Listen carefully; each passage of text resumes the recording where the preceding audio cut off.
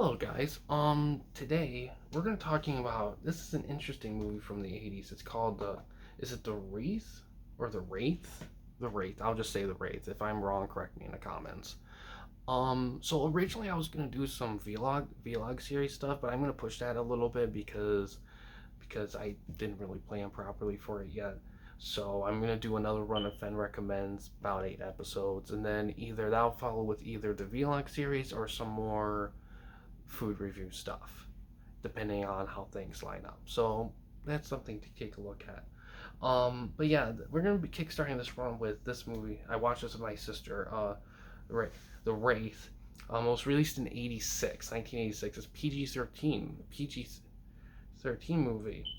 And it's an hour and a half long, hour 33. It has a 5.9 out of 10 on IMDb with 17,000 issues or votes.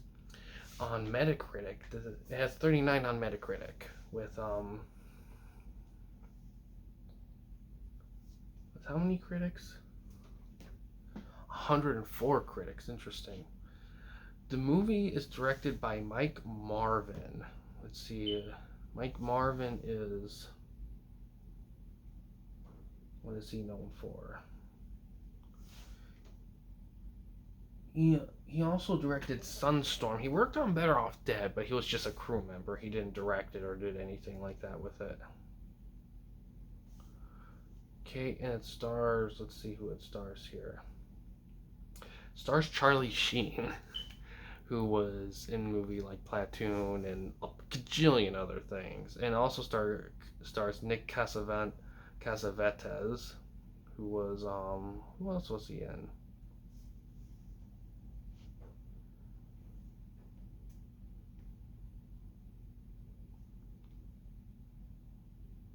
He was in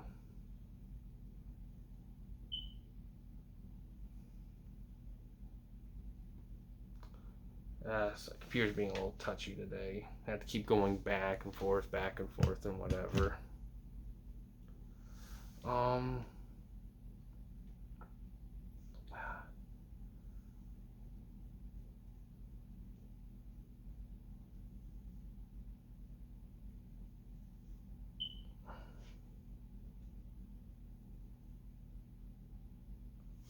oh, here it is. He was in Face Off as Dietrich Hassler. I forgot what that was, but I think I know who it is. He's also directed some things too as well.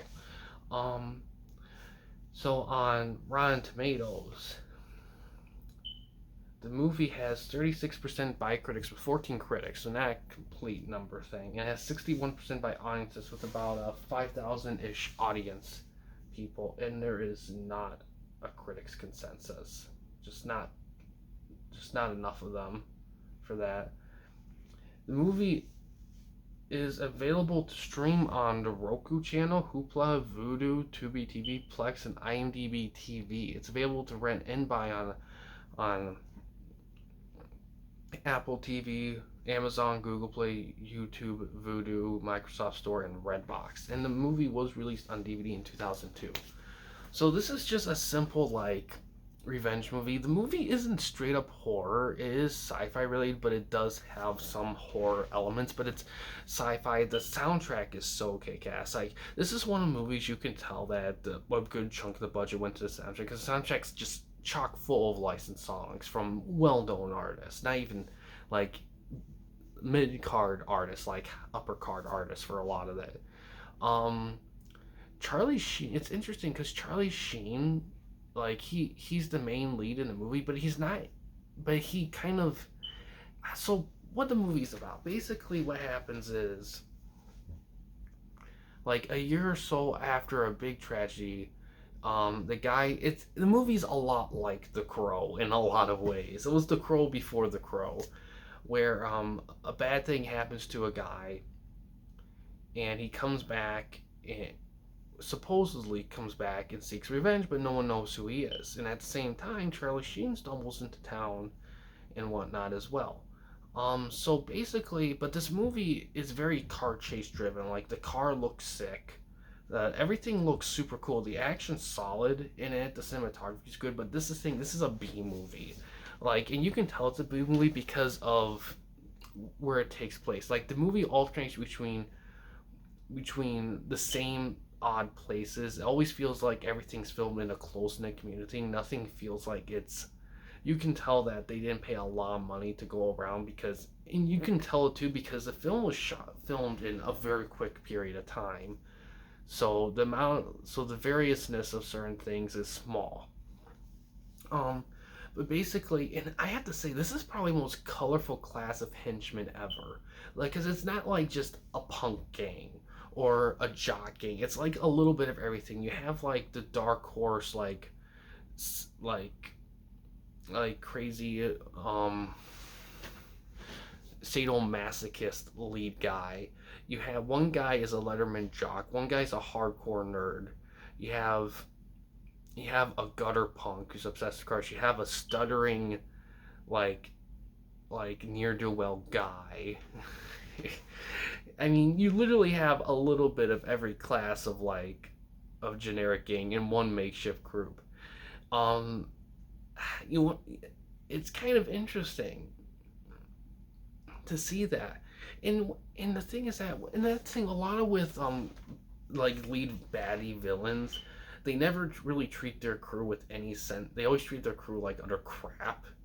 And this guy treats them like crap too. But what's interesting in this is that there are moments where he actually treats them good, and it kind of makes you. It kind of, which is interesting because here's the thing: when a boss just treats everyone like utter crap, they would just either fight or leave them. Not many of them would stick around, but him like treating them well, and Sauce is actually giving them credit for a good decision and then treating them like crap later on. It's great manipulation and great all that stuff. And the bad guy, of course, I think is played by Nick Cassavetes, and he does great here because he truly captures, in my opinion, what a good manipulative villain is. Balancing between treating people like shit and then treating them and giving them respect and things at the same time. And and yeah, and pretty much this gang, they pretty much just try to rip off people with their cars and stuff and then resell them. It's kind of it works like a beauty, but then the Wraith comes in and he starts hunting them down one by one and all that shit. I think to me the highlight of the film is the acting gets I would give a lot of credit because they really put forth their best effort here in this. Another thing, the action's great. Soundtrack, of course, is great too. The story, I will admit, I think the story needed a little bit of a touch up because the the Wraith, the Wraith, who he is, how he is, and everything like that. It's never really. It's kind of established, but not fully. I mean, my sister watched the trailer for it, and she said that it said that the trailer kind of talks a bit more about it, but you don't really see a lot of that in the movie. The movie kind of leaves it a little bit to your imagination, but it doesn't really. The movie never makes it feel like there's a need for it. I mean, the mystery is a bit obvious, but then again, at the same time, when you see flashbacks and stuff, it kind of makes you question it a little bit.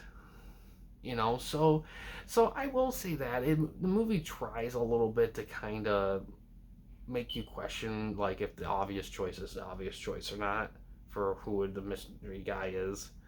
Um, but yeah, acting solid. I think only two things really. I think this movie I wish kind of one true thing I wish they could fix is I wish they kind of touched up the script a little bit, the story. I wish they kind of. Movie's only an hour and a half, but I still feel like they could have done the little things to kind of add a little bit to the Wraith and kind of give him a loose backstory to kind of give some sort of fill-in explanation to him. Um, One much less bothersome thing is, but it's still something I noticed that they could probably make it feel less of a B movie, as if they kind of varied because for some reason when they jump from different places, it never truly it always feels like they're reusing the same places over and over again, even though they're really not. For example, Roadhouse, for example, a big B movie, and that's something I think I might talk about at some point. But they don't really have those issues because they do a good job of making you feel like the film crew took time to actually like you know flow. This movie, it kind of flows, but it also feels like there's something somewhat jarring about like going from place to place, scene to scene. The places in the scene. I don't know. It's weird, and maybe I'm overthinking it, but a lot of B movies have that kind of thing sometimes, and I don't know. Maybe I'm overthinking it, but yeah.